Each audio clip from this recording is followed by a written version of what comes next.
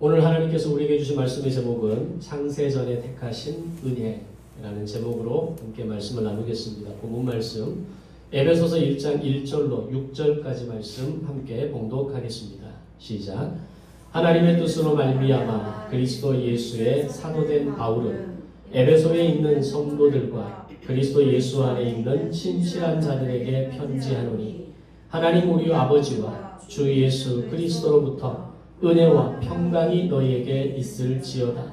찬송하리로다. 하나님 곧 우리 주 예수 그리스도의 아버지께서 그리스도 안에서 하늘에 속한 모든 신령한 복을 우리에게 주시되 곧 창세전에 그리스도 안에서 우리를 택하사 우리로 사랑 안에서 그 앞에 거룩하고 흠이 없게 하시려고 그 기쁘신 뜻대로 우리를 예정하사 예수 그리스도로 말미암아 자기의 아들들이 되게 하셨으니 이는 그가 사랑하시는 자 안에서 우리에게 거저 주시는 바 그의 은혜의 영광을 찬송하게 하려는 것이라. 아멘. 에베소서는 빌립보서, 골로새서, 빌레몬서와 함께 사도 바울이 로마 감옥에서 기록한 옥중서신으로 우리에게 잘 알려져 있습니다. 그 중에서도 에베소서는 교회란 무엇인가 라고 하는 것을 이야기할 때 가장 많이 읽게 되고 또한 설교로 듣게 되는 그런 서신서이면서 성경 66권 가운데 우리가 알아야 할, 중요하게 읽고 깨달아야 할 책 가운데 하나라고 말할 수 있습니다. 우리 주교의 한 면에 보면 우리 교회에서 중요하게 생각하는 우리 성도들이 반드시 알아야 될 몇 권의 성경을 소개하는데 바로 그 중에 하나가 에베소서이기도 합니다. 오늘부터 주일 예배 때 이 에베소서의 말씀들을 함께 살펴보면서 복음이 우리에게 허락하시는 놀라운 은혜를 깨닫고 그 은혜를 마음에 새기는 시간이 되시기를 주님의 이름으로 축원합니다. 에베소서는 지금의 튀르키예라고 불려지는 터키 지역의 서부에 있는 에게해 연안의 항구 도시의 옛 이름이 바로 에베소입니다. 이곳 에베소는 해상과 육로가 교차하는 지리적인 요건 때문에 당시 상업도시로 발전했던 그런 고린도 지역 못지않게 무역이 왕성한 장소였고 또 상업이 매우 발달되어 있는 지역 중에 하나였습니다. 우리에게 매우 익숙한 이집트의 여왕 클레오파트라라는 이름을 아마 들어보셨을 겁니다. 이 클레오파트라가 명품 쇼핑을 위해서 자주 들렸던 도시가 바로 이 에베소 도시다라는 설이 있을 만큼 에베소 도시는 당시에 있어서 최고의 화려한 문명의 도시 중에 하나였다라고 말할 수 있습니다. 지금도 터키 지역으로 성지 순례를 가게 되면 반드시 들리는 곳이 바로 에베소 도시입니다. 그리고 이곳 에베소에 남아있는 2000년의 시간이 지났음에도 불구하고 현재 남아있는 이 문명과 유적지는 단연 최고의 모습입니다. 비록 흔적만 남아있고 뼈대만 남아있는 것들이 많지만 당시 2000년 전에 에베소는 과연 어느 정도의 도시였을까? 이 도시가 이 정도의 크고 화려한 도시였었구나라는 것을 지금 흔적만으로도 알 수 있다는 겁니다. 이미 당시에 25,000명을 한꺼번에 수용할 수 있는 원형극장이 지금 가서 보면 거의 완벽하게 복원되어 있습니다. 그 원형극장 바로 앞까지 큰 배가 들어올 수 있었던 항구의 흔적도 여전히 그대로 발견할 수 있습니다. 바로 이런 에베소가 당시 헬라 문화의 영향을 받았던 대부분의 도시들이 그러했듯이 이 에베소도 헬라의 영향으로 인해서 굉장히 많은 다양한 신전과 우상들이 있었습니다. 그 중에서도 가장 대표적인 신이 아데미 여신으로 불려지는데 지금도 2000년 전에 만들어졌던 그 아데미 여신을 조각한 기둥 하나가 그대로 남아 있습니다. 인터넷에서 에베소 아데미 여신 이렇게 검색하면 이게 아데미 여신이구나, 남아있는 기둥이 이런 거구나 라는 것을 쉽게 찾을 수 있습니다. 지금은 현지에 가면 이렇게 가까이 다가가지 못하도록 쇠철문으로 막아져서 보호되고 있는 하나의 문화재로 그렇게 보호하고 있는 상태입니다. 당시 아데미 신전은 이 에베소를 찾는 많은 순례자들이 이 아데미 신전을 보기 위해서 찾아올 정도로 그만큼 크고 화려한 신전이었다는 겁니다. 그리고 그 모습은 20개의 가슴을 가진 여인의 모습이고 거기에 담긴 의미는 풍요와 다신의 상징을 가진 여신이었다는 겁니다. 이 신전 안에는 여사제들이 항상 거주하고 있었고 그들은 신전을 찾아오는 많은 사람들을 만났는데 이 신전을 찾는 사람들의 목적은 여사제들과의 매춘을 위한 방문이었습니다. 아데미 신전 주변에는 아데미 여신의 모양을 우상으로 만들어서 판매하고 있었고 그것으로 먹고 사는 사람들도 굉장히 많았다라고 기록합니다. 지금도 우리나라의 여러 절과 같은 관광지를 가면 입구에 반드시 있는 게 기념품 가게죠. 들어가고 나올 때 이 기념품 가게를 들어가고 나올 수밖에 없게끔 그렇게 의도적으로 만들어진 지역들도 있습니다. 거기에 가보면 여러 불교 용품이나 사찰을 상징하는 기념품을 파는 것처럼 바로 당시 아데미 신전 주변에도 이 우상을 모양을 조각해서 팔면서 그것을 통해서 생계를 유지하는 사람들이 있었다는 겁니다.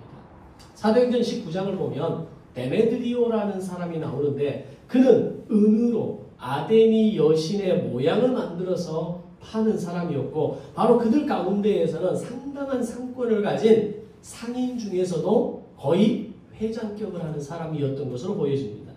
근데 바울이 이 에베소에서 복음을 전하기 시작하면서 바울이 전한 그 복음의 도로 인하여서 이 에베소 안에 적지 않은 소동이 일어납니다. 시위가 일어나기 시작합니다. 그러면서 바울이 전한 복음으로 인해서 야 바울 때문에 우리 장사가 안 된다. 먹고 살기가 너무 힘들다. 수입이 감소하면서 우리가 살 수가 없다. 이런 불평들이 일어나면서 결국 시위로 번지게 됩니다. 지금도 그렇지만 자신들의 상권의 위기를 맞으면 상인들은 가만히 있지 않습니다. 편의점이라든지 소소한 어떤 간식거리를 파는 그런 가게 앞에서 예를 들어서 붕어빵을 파는 장사 어떤 그 포장마차가 있으면 바로 신고 들어갑니다. 포장마차가 잘하고 있다는 게 아니라 세금 없이 그 일을 하는 것 자체가 사실은 문제가 되는 거죠. 근데 어쨌든 내 생계에 내가 판매하고 있는 어떤 이 물건에 방해가 되거나 수입 감소를 가져오거나 문제가 된다고 생각했을 때 가만히 있지 않는다는 겁니다. 손해를 경험하기 시작하면서 화가 난 상인들은 군중들을 선동하기 시작합니다. 그렇게 여론을 가지고 형성하면서 폭동을 일으키고 바울을 죽이려 하게 됩니다. 이런 상황들로 인해서 결국 나중에 바울이 더 이상 에베소에 머물지 못하고 에베소를 떠나는 상황의 하나의 결정적인 이유가 되기도 합니다. 자, 그렇게 에베소는 당시 우상 숭배와 물질 문명 그리고 음란의 문화가 극에 달해 있었고 그러면서도 동시에 상업이 활발하게 발전된 대도시였다는 겁니다. 바로 이곳에 사도 바울이 3차 전도 여행을 하러 오게 되는데 에베소가 3차 전도 여행의 주요 거점이 됩니다. 보통 사도 바울이 전도 여행을 하게 되면 어떤 지역에 머무는 기간이 많으면 2-3주, 길게는 2-3달이 전부였습니다. 그런데 1년이 넘도록 머무는 지역이 2차 전도 여행 때 고린도가 유일했다면 그런 곳과는 달리 바울이 이곳 에베소에 머문 기간은 3년 가까운 시간이 됩니다. 거의 2년 6개월이 넘는 시간 동안 에베소에 머물면서 두란노 서원을 세우고 거기에서 하나님의 말씀을 전하고 정말 눈물로써 목회를 했던 도시가 에베소였습니다. 그때 이곳 두란노 서원에서 훈련받았던 사람 중에 하나가 바로 빌레몬입니다. 바울을 통해서 복음을 듣게 되고 바울을 통해서 그 복음을 통해서 제자가 된 빌레몬이 나중에 그 빌레몬서의 주인공이 되어지고 오네시모와 빌레몬의 그 관계 속에서 하나님의 복음이 형제로 하나가 되기를 원한다라고 하는 이 주제가 쓰여지는 바로 그 주인공이 빌레몬이라는 겁니다. 자, 그래서 에베소서를 보면 다른 지역들도 바울의 애정과 그 애착 그리고 그들을 향한 어떤 특별한 마음이 잘 나타나지만 특별히 이곳 에베소에 대한 사도 바울의 마음이 얼마나 깊었는가를 느낄 수 있습니다.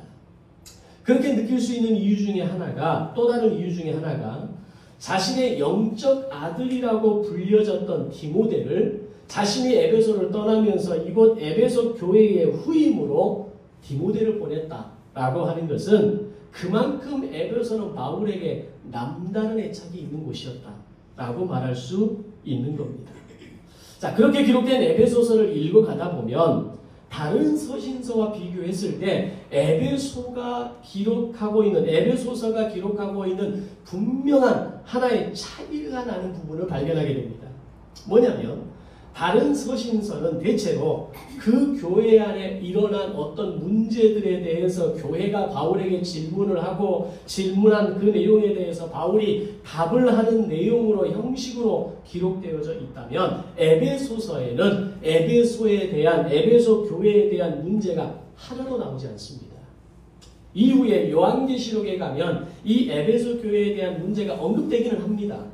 근데 어쨌든 에베소서 안에는 에베소 교회의 문제를 강하게 언급하기보다는 어떤 주제에 대해서, 특별히 사도 바울이 에베소서를 통해서 정말 강력하게 말하고 싶은 한 가지 주제에 대해서 내용하는 표현들로 가득하다는 겁니다. 그게 뭘까요? 교회입니다. 교회란 무엇인가? 어떻게 교회는 세워져야 하는가? 그 교회 안에 구성원인 성도들은 어떤 사람인가? 이런 부분에 대해서 체계적으로 에베소서 전체 6장에 걸쳐서 설명하고 있는 내용이 바로 에베소서라고 하는 겁니다. 특별히 교회를 통해서 바울이 이야기하고 싶었던 또 하나의 주제, 복음이라는 주제겠죠. 복음이 만들어내는 그 영광스러운 결과들을 보여주면서 아무리 우리가 깨지고 상하고 상처가 날지라도 복음을 통해서 그 모든 것들이 회복되고 치유될 수 있다는 것을 강력하게 선포하는 내용이 바로 에베소서라는 겁니다. 그리고 그 복음의 치유의 기능을 가진 곳이 교회여야 한다. 이 얘기를 사도 바울은 계속해서 반복하고 있다는 겁니다. 그 복음에 대한 강력한 선포가 1장을 시작하면서 바로 시작합니다. 먼저 본문 1절을 보면 이 편지의 수신자를 두 그룹으로 나누어서 표현하는데 첫 번째는 에베소에 있는 성도라고 표현하고 있다면 두 번째는 그리스도 예수 안에 있는 신실한 자들이라고 밝힙니다. 이것도 에베소서가 다른 서신서들과 다른 점일 수 있는데 보통 바울의 서신서의 수신자는 교회였습니다. 그런데 에베소서는 에베소에 있는 성도들과 또 다른 한 무리에 대해서 수신자로 밝히고 있다는 겁니다. 그리고 그들에 대해서 표현하기를 그리스도 예수 안에 있는 신실한 자들이라고 표현합니다. 자, 그러면 과연 에베소에 있는 성도들은 누구를 말하는 걸까요? 그래서 말할 것도 없이 에베소 교인들을 말하겠죠.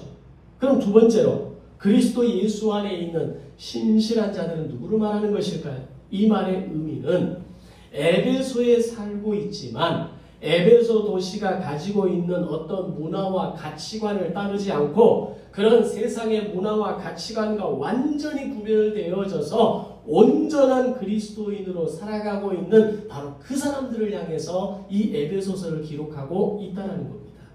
그들을 향해서 그리스도 예수 안에 있는 신실한 자들이라고 지칭합니다.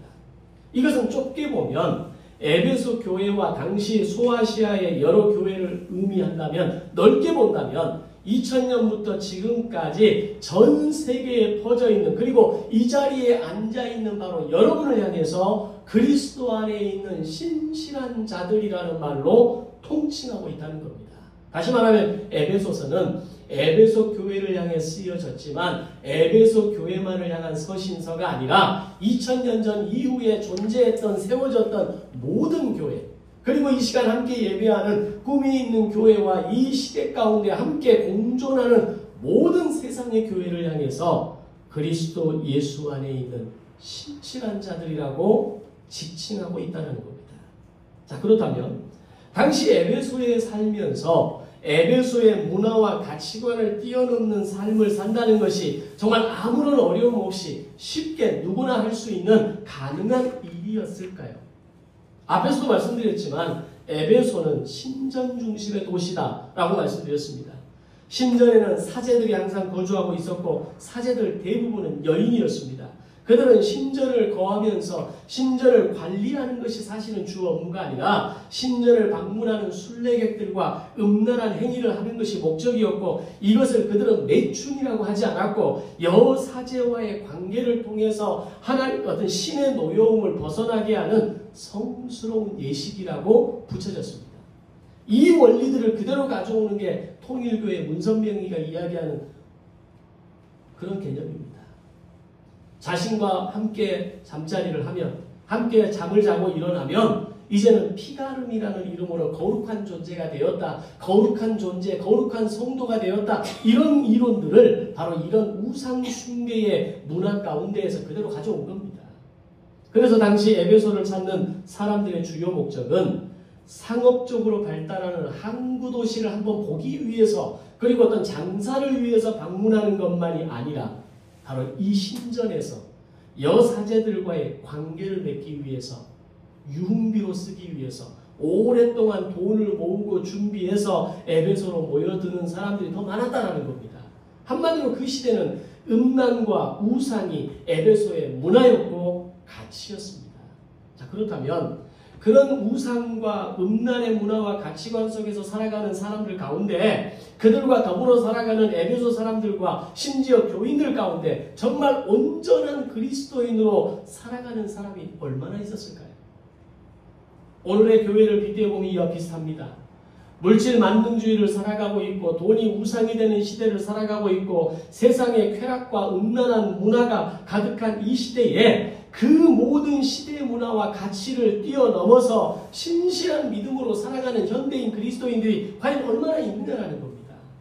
지금도 주일 예배를 마치고 나면 바로 즉각적으로 차를 몰아서 용한 점집을 찾아가고 한 해를 마무리하고 새해를 맞이하면서 10년 운세를 보고 사업과 직장 운을 보고 자녀들의 대학과 진로를 예측하기 위해서 또는 결혼을 앞둔 젊은 예비 부부와 그들의 부모들은 사주를 맞추기 위해서 문전성시를 이루는 그 주역 가운데 한국교회 교인들이 있다는 겁니다. 실제로 데이터를 검사해보면 기독교인 가운데에 이런 점집에 찾아가서 신년 운세를 보고 또는 사주를 보고 자신의 한 해를 어떤 예측하고 점을 보는 이 숫자에 대한 비율에 대해 응답한 숫자 20%라고 이야기합니다. 기독교인임에도 불구하고 이 시대의 문화와 가치관 가운데 젖어드는 사람이 있다는 거죠. 마찬가지로 삶의 모든 기준이 돈과 음란 그리고 우상이라는 가치관으로 가득한 곳이 에베소였고 문을 열고 나가면 그런 곳이 주위의 산재에 있는 곳이 에베소 도시였다는 겁니다.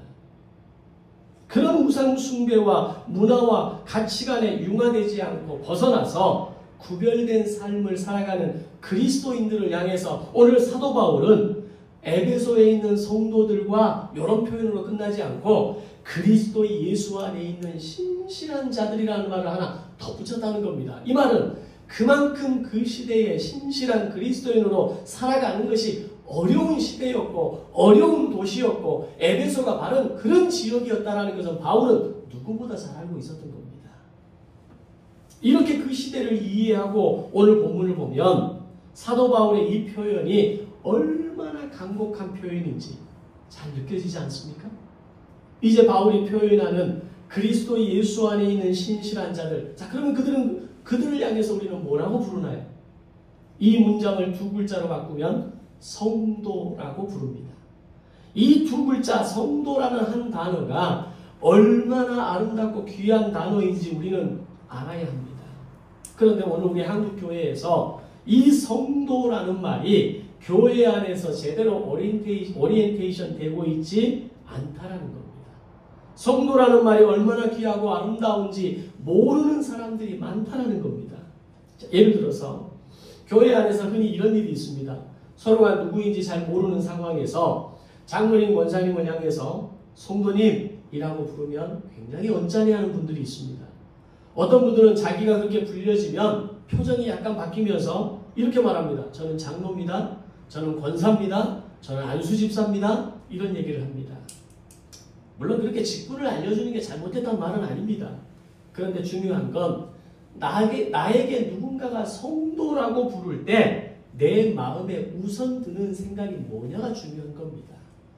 비록 목사고 장로고 권사이지만 오늘 누군가가 나를 향해서 성도라고 부를 때 그 성도라는 이름 안에 있는 그 깊은 뜻과 감동과 감격이 무엇인가에 대해서 느낄 수 없는 사람들이 많다는 겁니다. 오히려 성도라는 이름보다는 장로님, 권사님, 집사님 이런 이름으로 불려질 때 마치 뭔가 내가 된 것처럼, 마치 내가 어떤 존재인 것처럼 착각하고 살아간다는 거죠.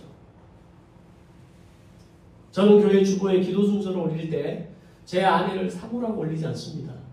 성도들을 기도 순서에 올릴 때 그렇게 이름이나 청년이라는 개념으로 잘 올리지 않습니다. 반드시 성도라는 이름으로 씁니다.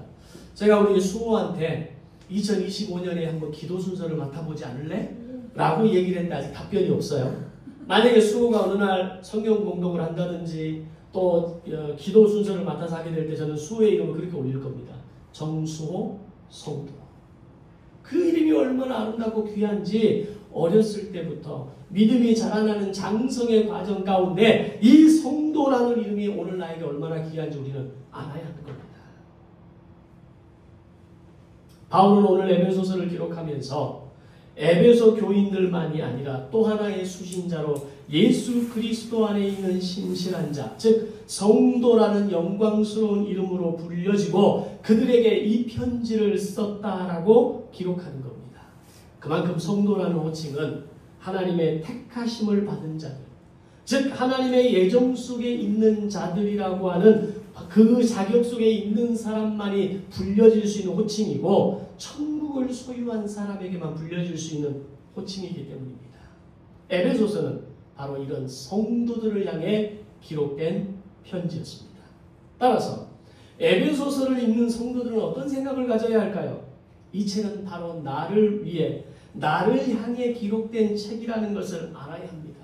그래서 에베소서를 읽어 내려갈 때마다 감동과 감격이 있어야 합니다. 어떤 면에서 반대로 에베소서 말씀을 읽어 내려감에도 불구하고 나는 정말 성도로 부름받음을 받은 사람인지에 대해서 점검할 수 있는 말씀이기도 합니다. 아무런 느낌도 없고 감격도 없고 감동도 없고 이렇게 쓰여 있구나라고 끝난다면 사실은 나는 감격이 없는 겁니다. 나는 그리스도 안에 예수 안에 있는 신실한 자들, 성도라는 이름으로 불리어질 수 있는 자격이 정말 나에게 있는가에 대해서 한 번 더 생각해 볼 수 있어야 한다는 겁니다. 만약에 에베소서를 읽어 내려가면서 그 단어 하나에, 그 문장 하나에, 그 글자 하나에 내 눈이 꽂히고 내 마음이 꽂히고 거기에서 감사가 있고 은혜가 있다면 우리는 분명 성도입니다. 아멘. 그런데 에베소서를 읽어 내려가도 아무런 느낌도 없고 감동이 없다면 어쩌면 우리는 그 이름이 아직은 부끄러운 교인일 수 있는 겁니다. 사랑하는 성도 여러분, 2025년 한 해를 살아가면서 이 성도라는 이름에 합당한 아름답고 귀한 성도가 되시기를, 교인들이 되시기를 주님의 이름으로 축원합니다. 이제 2절에서 사도 바울은 그리스도 예수 안에 있는 신실한 성도들에게 은혜와 평강이 너에게 있을지어다 라고 인사를 한 다음에 3절에서 바로 본론으로 들어갑니다.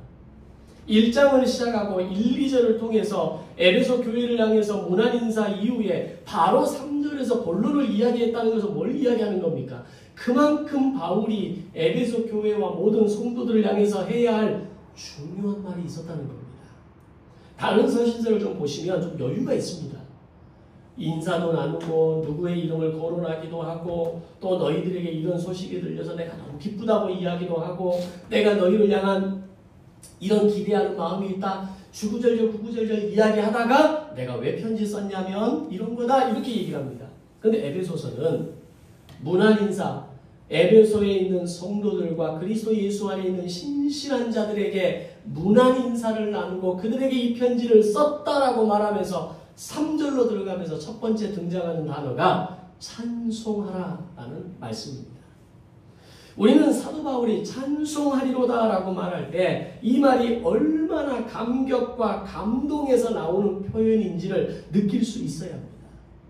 이것은 우리가 일상에서 그냥 조용히 찬송을 읊조리거나 흥얼거리거나 찬송을 틀어놓고 뭔가 음식을 준비하고 청소를 하고 이런 정도가 아니라 정말 기쁨의 마음으로 정말 엄청난 은혜를 깨달았을 때 부르는 찬송의 고백으로 사도 바울은 찬송하리로다 이런 표현을 쓰고 있다는 겁니다.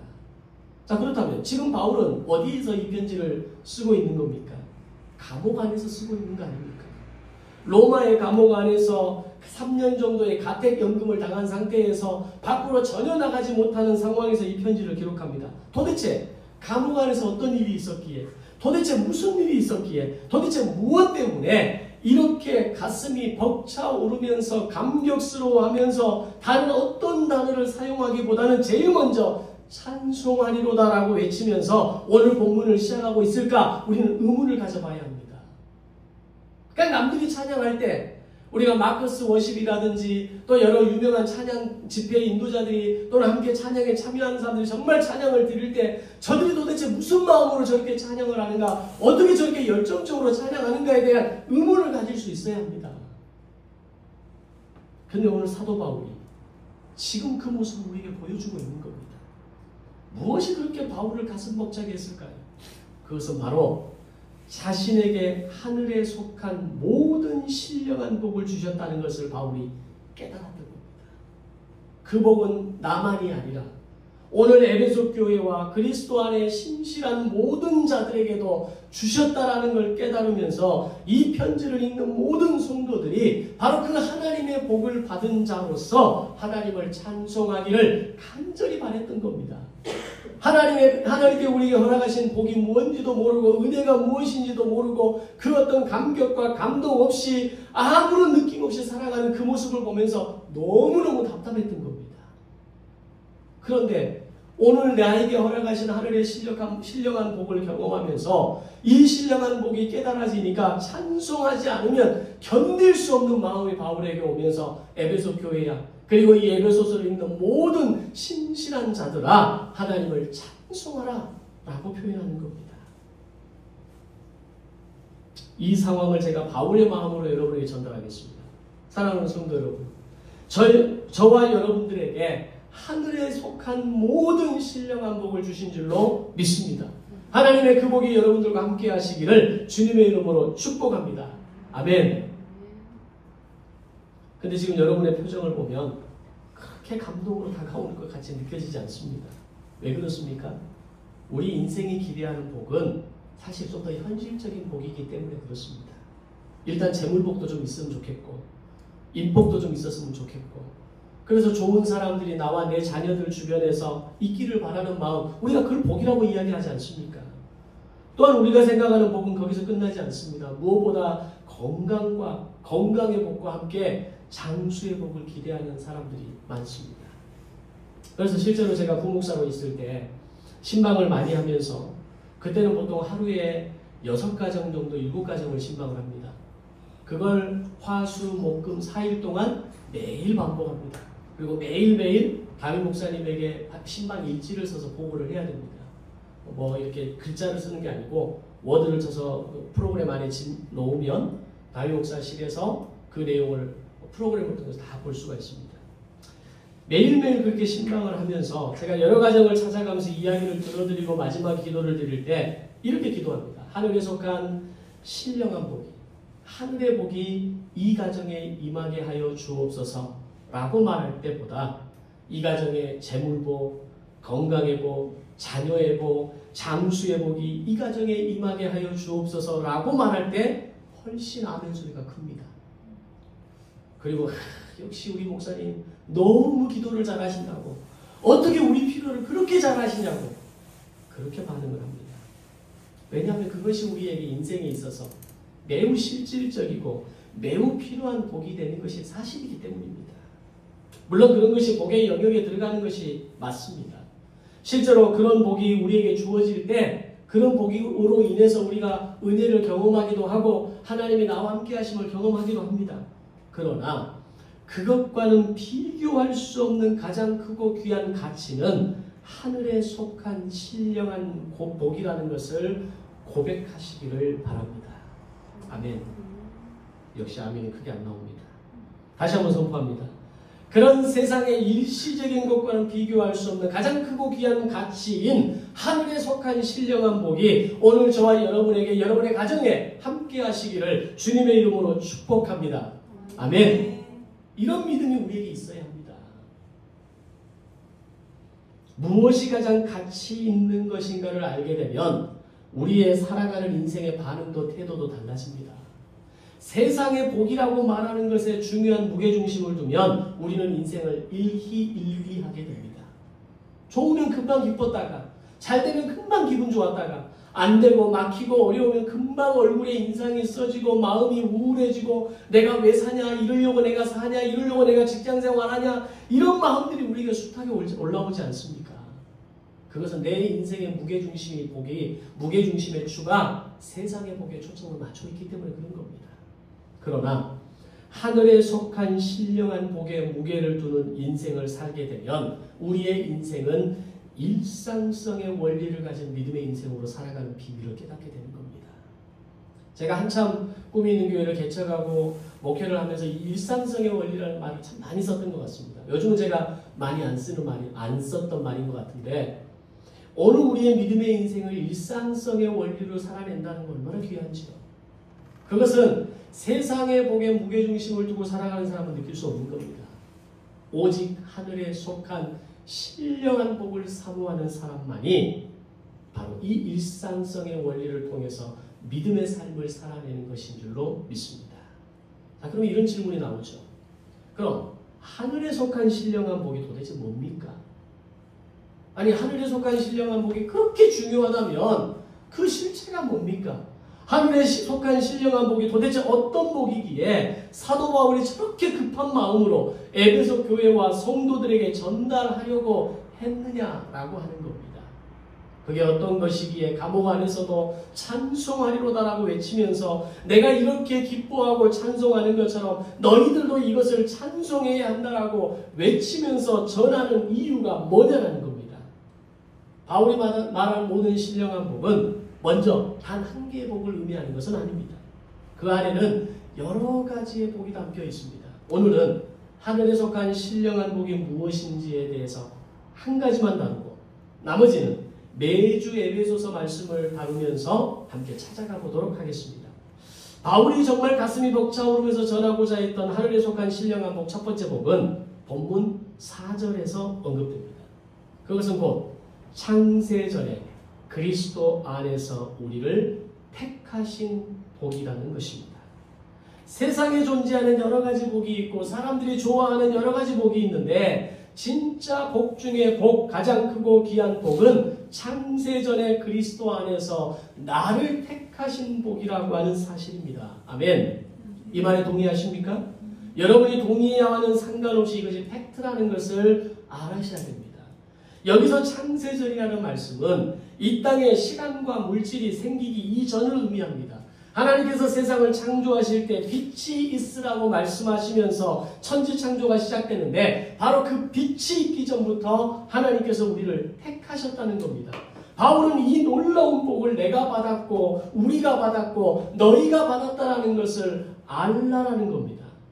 바울의 이 말씀이 이해가 되십니까? 나를 택하시고 나를 자녀 삼아주셨다고 말씀하시는데 그것도 얼른 받아들여지기가 쉽지 않은 말씀이 있는데 이 세상이 창조되기 전부터 나를 택하셨다는 말씀이 믿어지냐는 겁니다. 이건 우리의 이성으로 이해로 논리적으로 믿어질 수 있는 이해될 수 있는 내용이 아닙니다. 여기서 우리가 중요하게 깨달아야 될 믿음의 정의는 말씀에 대한 믿음의 여부는 인간의 이해의 영역에 있는 것이 아니라 믿음의 영역에 있다는 것을 알아야 됩니다. 따라서 하나님의 말씀 그 자체를 믿지 않는 사람은 이 말씀을 제가 어떻게 전달한다 할지라도 이 말씀을 받아들이지 않습니다. 저도 이 말씀을 여러분들이 알기 쉽게 논리적으로 이성적으로 표현할 자신이 없습니다. 심지어는 사도 바울도 이 말씀이 어떤 의미인가를 자기가 이해하고 논리적으로 설명할 수 있는 능력이 그에게 없었습니다. 그래서 가져온 단어가 뭐냐? 창세전에 하나님이 나를 택하셨다. 이 말 말고는 표현할 재간이 없었던 겁니다. 물론 이런 말을 표현했다라는 것 자체만으로도 사도 바울은 이미 대단한 수사력을 가진 사람입니다. 어휘력을 가진 사람입니다. 하나님이 나를 택하셨다는 이 사실에 대해서 창세전이라는 이 단어 하나를 가지고 왔다는 것은 굉장한 표현력입니다. 즉 하나님이 나를 택하셨다라는 이 복을 말하기 위해서 창세전이라는 단어를 사용한 이유가 있습니다. 하나님이 어떤 하나님인 줄 아느냐? 창세전이라는 말 안에는 하나님이 시간과 물질을 만드신 분이라는 의미가 있고 이 시간과 물질 이전부터 계신 하나님이시라는 것을 말하는 의미도 있습니다.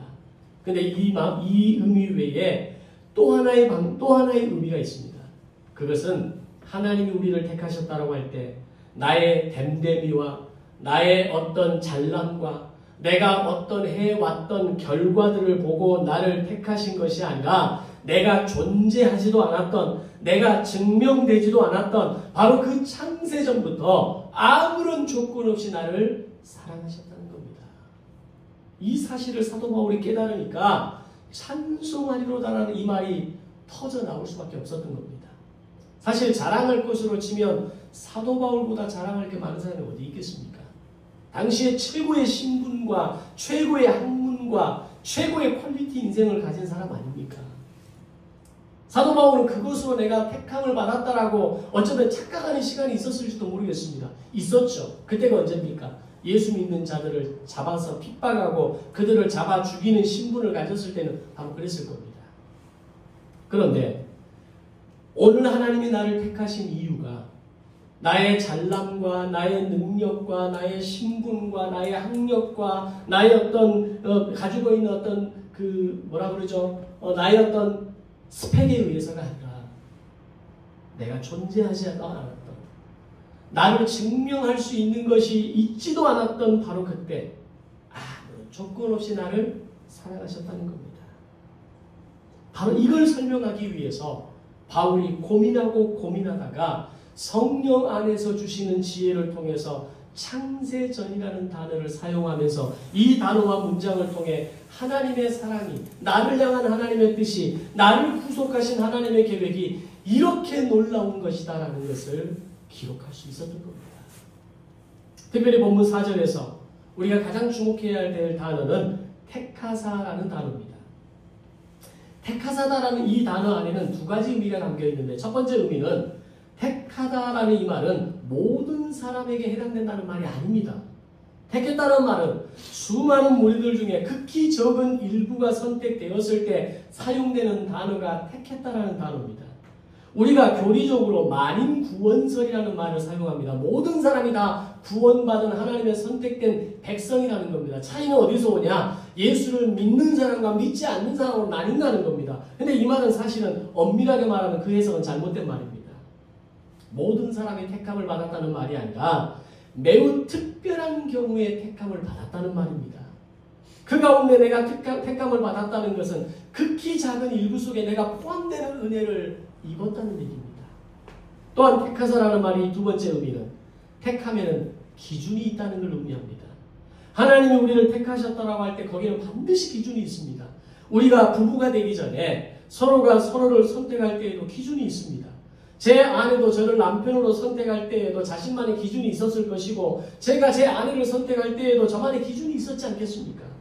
그 기준이 어느 정도 맞아떨어지거나 정말 중요한 부분에서 맞다라고 생각했을 때 서로가 서로를 향해서 프로포즈하고 그것을 받아들이는 겁니다. 우리가 교회를 선택할 때도 그런 기준이 있습니다. 비록 우리가 작은 교회이지만 여러분들이 여기에서 저와 함께 신앙생활을 함께 할 수 있는 것은 여러분이 가진 어떤 가치와 기준이 맞기 때문에 있는 겁니다. 그것이 다르면 함께 가는 것이 쉽지가 않습니다. 지난 10몇 년 동안 교회가 오면서 많은 분들이 이곳을 스쳐 지나갔습니다. 그분들의 어떤 뭐가 잘못돼서 그분들의 뭐가 실수가 잘못이 있어서 우리와 함께 할 수 있지 않는 게 아닙니다. 우리가 다르기 때문에. 그들이 가진 기준과 가치가 다르기 때문에 여기서 함께 있을 수 없었던 겁니다. 기쁨으로 보내드리면 됩니다. 그러나 적어도 여기에 함께 앉아있는 우리는 함께 가는 것이 함께 갈 수 있는 기준과 가치가 있기 때문에 우리는 이 시간을 버티고 견디고 살아가는 겁니다. 자, 그렇다면 하나님이 나를 선택한 기준은 과연 뭘까요? 하나님이 분명 창세전에 나를 택하셨다고 말씀하시는데 그렇게 나의 아무것도 보지 아니하고 나이가 조금 먹어서 그나마 철이든 지금도 여전히 약함과 열등감과 부족함을 가지고 있는데 그 모든 것을 다 보지 않으시고 나를 창세전에 택하셨다고 말씀하시는 이유가 뭐냐라는 겁니다. 우리가 스스로 자신을 돌아봐도 함량 미달일 때가 많지 않습니까? 야, 내가 이것밖에 안 되는구나. 그 쪼잔한 마음들, 내 안에 올라오는 시기 질투의 마음들, 내 안에 올라오는 그 불편한 마음들, 그걸 나만이 알기 때문에 사실 우리가 살아갈 수 있는 겁니다. 내 마음을 누가 읽기라도 해보십시오. 부끄러워서 못 사는 겁니다. 전능하신 분의 선택을 받을 기준을 아무리 찾아봐도 보이지 않습니다. 저만 그렇습니까? 그런데 어느 날 성경을 읽다가 왜 나를 택하셨는지 그 이유를 깨닫게 됩니다. 고린도전서 1장 27절 28절을 보면 하나님의 택함을 받은 자들의 조건, 기준에 대해서 5가지가 말씀됩니다. 하나님께서 세상에 미련한 것들을 택하사, 하나님께서 세상에 약한 것들을 택하사, 하나님께서 세상에 천한 것들을 택하사, 하나님께서 세상에 멸시받는 자들과 없는 것들을 택하사 라고 말씀합니다. 우리는 그 5가지에, 아니 저는 그 5가지에 완벽하게 부합된다는 것을 깨달았습니다. 이 기준을 보니까 딱 제 모습인 겁니다. 우리는 이렇게 생각했습니다. 적어도 하나님께서 우리를 인간을 선택하셨다고 말할 때 그 모습은 적어도 나의 뛰어남과 나의 강함과 나의 존귀함과 나의 착함과 나의 훌륭함과 그래도 나름 그리스도인으로 살아가고 있습니다라고 말하는 그 뭔가가 있는 모습이 있어야지 하나님이 나를 택하실 수 있는 것 아닌가, 그게 하나님의 기준이 아닌가라고 우리가 생각하며 살아갈 때가 많습니다. 왜냐하면 우리가 다른 사람을 볼 때 그 기준으로 보기 때문입니다. 적어도 이런 모습은 돼야지 그리스도인이고, 적어도 이 정도는 해야지 장로고 권사고 집사지, 이런 마음으로 우리는 사람들을 보고 살아가기 때문입니다. 그 모습에서 벗어나면 저러고도 예수 믿는 사람이야? 당신이 그러고도 교회에서 권사고 장로고 집사야? 이런 말들을 우리는 하고 살아가는 겁니다. 왜? 우리는 하나님이 우리를 택하신 기준과 오늘 내가 가진 기준이 완전히 정반대에 있다는 것을 우리는 비로소 알게 되는 겁니다. 하나님이 우리를 선택하신 이유는 그런 것이 아니라 오히려 정반대로 나의 부족함과 나의 연약함과 나의 미련함과 나의 천함과 나의 멸시받을 그 모습으로 인하여서 오늘 나를 택하셨다는 겁니다. 그래서 창세전에 나를 택하셨다는 말이 이해가 되는 겁니다. 아무런 조건 없이, 아무런 이유 없이, 아무것도 내놓을 수 없는 인생임에도 불구하고 창세전에 나를 택하신 그 은혜가 하늘에 속한 신령한 복의 첫 번째 복이 되는 겁니다. 이것을 깨닫고 나니까 사도 바울이 감사와 감격과 감동이 밀려와서 찬송하리로다 라고 외칠 수밖에 없었던 겁니다. 따라서 창세전에 나를 택하셨다는 이 말씀이 가진 중요한 의미는 바로 내가 이렇게 함량 미달 같은 존재이고 아무런 내세울 것 없는 부족한 존재라는 것을 하나님과 그 말씀 앞에 깨달은 사람만이 하나님의 택함을 입은 백성이 된다는 겁니다. 이것을 깨닫지 못한다면 우리는 신앙생활을 하지만, 인생을 살아가지만 여전히 내가 뭔가 된 것 같고 내가 내 인생의 주인이라는 착각 속에 살게 되고 절대로 창세전에 나를 택하셨다는 이 사실을 믿을 수도 받아들일 수도 없는 인생을 살아가게 되는 겁니다. 반대로 하나님이 나를 택하셨다라고 말씀하실 때 이것이 깨달아지면 어떤 변화가 일어날까요? 과연 어떤 변화가 일어날까요? 나는 내가 선택받았다, 내가 택함을 받았다, 하늘의 신령한 복을 받았다, 창세전에 내가 택함을 받은 사실을 내가 믿음으로 고백하고 있다는 사실을 우리는 뭘로 증명할 수 있을까요? 우리는 그걸 뭘로 알 수 있을까요? 내 안에 있는 열등감과 부끄러움과 망설임이 사라지는 겁니다. 하나님 앞에 서는 것이 너무나 당연하게 느껴지면서 나의 모든 세상의 가면을 벗어버리고 하나님 앞에 당당하게 설 수 있는 용기를 우리에게 회복하게 하시는 겁니다. 다시 말하면 인생을 살면서 여전히 열등감에 찌들어 살고 상처 속에 살아가고 있고 두려움과 염려와 불안 속에 살아가는 이유는 오늘 나를 창세전에 택하셨다라고 하는 하늘에 속한 모든 신령한 복의 첫 번째 복이 나에게 없기 때문이라는 걸 알아야 됩니다. 이걸 믿음으로 깨닫게 되면 내 안에 있는 열등감, 내 안에 있는 자존심, 내 안에 있는 부정적인 생각, 내 안에 있는 불안과 염려와 내 안에 있는 거짓된 모든 것들이 한 방에 해결되는 겁니다. 아멘. 오늘 우리의 믿음의 실체를 볼 수 있어야 됩니다. 왜 나는 그렇게 찌질이 같은 인생을 살까? 왜 나는 그렇게 삶에 찌들려 살아갈까? 왜 나는 그렇게 날마다 상처받고 날마다 시험에 들고 날마다 불안한 인생을 살아갈까? 창세전에 나를 택하신 그 복을 내가 이해하지 못하기 때문에, 그 복을 내가 믿지 못하기 때문에 우리는 오늘 그렇게 연약한 인생을 여전히 살아가고 있는 겁니다. 이것이 인생에 살면서 그대로 반영됩니다. 하나님께서 나를 택하셨다는 이 사실을 제대로 이해하지 않으면 다른 사람 앞에서 나의 약함과 천함과 미련함을 숨기려고 애를 씁니다. 거기서 허세가 나오는 거 아닙니까? 오늘 아침에 윤석열에 대해서 그 변호사가 누굽니까? 신도경입니까? 선도경씨입니까? 정말 배짱이 많은 친구다고. 우리 윤석열 대통령 정말 배짱이 많은 사람이라고. 그게 배짱입니까? 허세입니다. 자신의 그 약함과 천함과 부족함을 사람들에게 알리고 싶지 않아서 배짱 있는 척하고 살아가는 겁니다. 우리 인생이 그런 겁니다. 다른 사람한테 지고 싶지 않으니까 자존심으로 똘똘 뭉쳐져서 내 약함을 보이지 않으려고 과세하고 허세 부리고 과소비하고 그렇게 인생을 살아가는 겁니다. 그것이 조금만 드러나면 어떻게 됩니까? 분노가 올라옵니다. 어떻게 나에게 그렇게 말할 수 있어? 어떻게 나를 그렇게 대할 수 있어? 자존심이 상하고 그 사람에 대한 무서운 분노와 그 사람에 대한 원수의 마음이 올라오게 되는 겁니다. 그런데 하나님 안에서 나의 부족한 5가지 모습, 창세전에 이미 택함을 받았다는 그 5가지 이유를 깨닫게 되면 그때부터는 나의 미련함과 약함이 자랑이 된다는 겁니다. 바울이 고린도후서 11장 30절에서 이렇게 말합니다. 내가 부득불 자랑할진대 나의 약함을 자랑하노라. 아멘. 이 말의 의미는 나는 나의 약함 외에 자랑할 것이 없다라는 말입니다. 나를 위하여 약한 것들 외에 자랑하지 않겠다라는 말입니다. 왜? 그것이 바로 창세전에 나를 택하신 모든 하늘에 속한 신령한 복 중에 첫 번째라는 것을 사도 바울이 깨달았기 때문입니다. 바울같이 자랑하는 많은 것이 많은 사람이 어디에 있겠습니까? 그런데 바울이 창세전에 나를 택하셨다는 사실, 하나님의 자녀라는 사실, 나를 구속하셨다는 사실, 이 사실을 깨닫고 나서 그 어떤 세상의 것도 내가 자랑하지 않겠노라고, 내가 오직 자랑할 만한 것은 나의 부족함과 나의 연약함과 나의 천함과 나의 멸시받음만이 유일한 나의 자랑거리라고 사도 바울은 당당하게 말할 수 있었던 겁니다. 지금까지 우리는 나의 미련함을 숨기기 위해서, 나의 부족함을 숨기기 위해서, 나의 약함을 숨기고 싶어서 그렇게 몸부림치며 살아오지 않았습니까?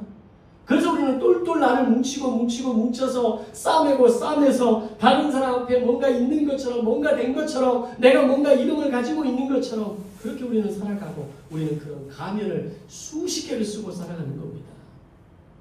그래서 인생이 어땠습니까? 자유하셨습니까? 세상 말로 살만하셨습니까? 아니죠. 그러면 그럴수록 더 움츠려들고, 그러면 그럴수록 더 자존심 상하고, 그러면 그럴수록 더 열등감에 휩싸여 살아가는 것이 우리 인생입니다. 그러나 오늘 우리의 가면을 벗어버리고 내가 자랑할 수 있는 것은 그 5가지 약함이라는 걸 알면서 그 이유 때문에 하나님이 나를 택하셨다는 사실을 알게 되면 바뀝니다. 오랫동안 가족으로 인해서, 아버지로 인해서, 어머니로 인해서, 부모로 인해서, 형제로 인해서, 형으로 인해서, 동생으로 인해서, 내 주변의 사람들로 인해서 내 안에 상처받았다고 생각했던 그 모든 이유가 한순간에 사라지는 겁니다. 주위의 평가와 판단에서 오는 수치심과 열등감으로 살아갈 이유가 더 이상 없게 되는 겁니다. 그러면서 뭐라고 합니까? 그러면 어때? 그래서 어쨌다고? 내가 그거밖에 안 되는데 뭐.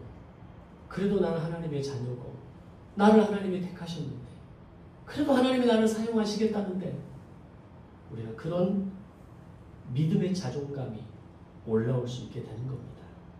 이렇게 우리의 생각이 바뀌게 되고 존재에 대한 인식이 바뀌게 될 때 사랑이 무엇인지 알게 되고 용납이 무엇인지 알게 되고 기다림이 무엇인지 알게 되고 그것을 사용할 수 있는 힘이 그때서야 비로소 생기게 되는 것입니다. 내가 누구로부터 택함을 받았는지를 알게 되면 지혜와 용기가 솟아나게 되는 것입니다. 아멘. 오늘 우리 모두에게 이런 지혜와 용기가 솟아나고 하나님이 나를 택하셨다는 자존감으로 인생을 살아가는 성도들이 되시기를 바랍니다. 아멘. 이제 말씀을 정리합니다. 우리는 어떤 사람들입니까? 창세전에 내가 너를 택했다는 이 진리의 말씀 앞에 바로 서기를 원합니다. 내가 잘나고 멋지고 뭔가 내놓을 만한 것이 있을 때 나를 택하신 것이 아니라 미련하고 약하고 천하고 부족하고 멸시받을 때 나를 택하셨음을 안다면 우리는 어떤 상황에서도 다시 일어날 수 있는 힘을 가진 사람들이 되는 겁니다. 여러분이 다시 일어설 수 있는 힘을 얻는 통로가 돈입니까? 사랑입니까? 권력입니까? 친구입니까? 그것들이 일시적으로 도움이 되는 건 분명합니다. 그러나 진짜 나를 다시 일으켜 세울 수 있는 근본적인 힘은 하늘에 속한 신령한 복, 그 중에 첫 번째 창세전부터 나를 택하신 하나님의 은혜가 오늘 나를 다시 일으켜 세우시는 것을 믿으시고 이 믿음의 견고함을 통해서 한 해를 살아가는 저와 여러분이 되시기를 바랍니다. 더 나아가 에베소서를 통해서 하나님의 성령이 기름 부어지는 충만한 은혜가 매 주일마다 이 에베소서를 통해 저에게 허락하시는 은혜가 함께 하시기를 주님의 이름으로 축원합니다.